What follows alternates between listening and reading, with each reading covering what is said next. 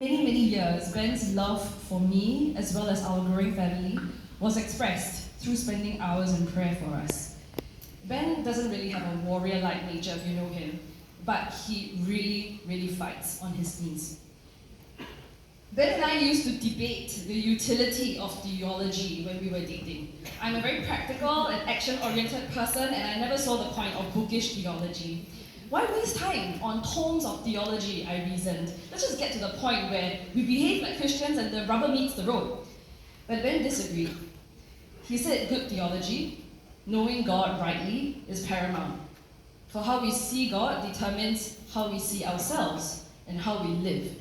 And I believe any of us who have heard Ben preach or teach are beneficiaries of his deep interest in God's word and theology.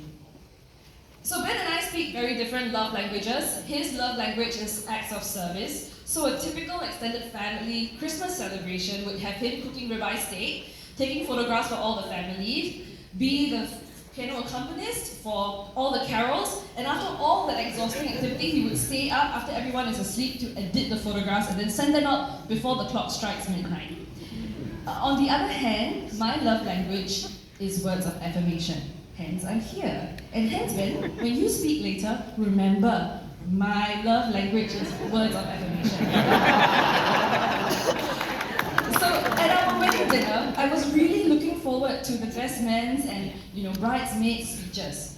Tradition dictates that the best man's speech is meant to be hilarious at the expense of the groom. And of course, the bridesmaids full of superlatives extolling the bride's virtues. However, the best man's speech topped the bridesmaid's speech because, as his best friend Evan said, Ben was born aged 25 and has just been aging ever since. And I could not find any dirt on him, no matter how many people I asked. That is, until Evan also added that Ben was the envy of many other guys because he had so many female friends. So I guess if you think about it, having many female friends, all of whom have put him in the friend zone, is a natural result of being too boring and too serious. And not very tall.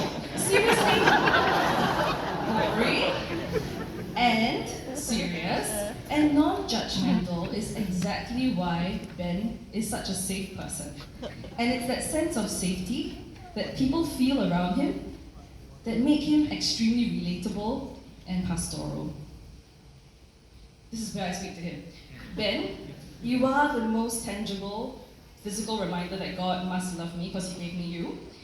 And I'm the big rock that had to be shifted for your calling and our calling as a family to be realized. And writing this gave me the time and the space to reflect and to trace God's hand of faithfulness and love for our family in all these years. And I'm grateful that in the time we have prepared for this day, you have demonstrated your willingness to sacrifice your leisure time, your exercise time, to be there for the kids and not shortchange the family in the name of full-time ministry. And I'm also very thankful that, notwithstanding conventional wisdom, you were sensitive and wise enough to discern that the kids and the family and I would be better off with me going back to full-time work.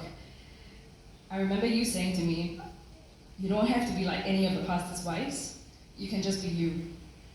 And if there's no known path, well, we'll just have to forge one together. And this has cost you. And whilst we are still not out of the woods, God's grace has sustained us through the real hard slog years of full-on parenting to young children with full-time ministry, full-time theological studies, in seminary, a 200,000% demanding civil service job, and an EMBA, all at the same time. It's been a journey of faith with trepidation, stepping out in obedience, and being just so humbled and so awed by our good and faithful Heavenly Father. I have prayed for years that you would be an oak of righteousness, a planting of the Lord for the display of His glory and His splendor. And I have been so proud and so grateful to watch God continue to answer that prayer as you grow in service and skill. So Ben, you are a true covenanter, a man of 3 Ds: discipline, duty and devotion. My prayer is that you would add the fourth D of delight in the Lord. And most of all, I pray that John the Baptist's prayer would ring true for us, that Christ may increase in our lives, but we must decrease. May God continue to be magnified in and through your life of obedience.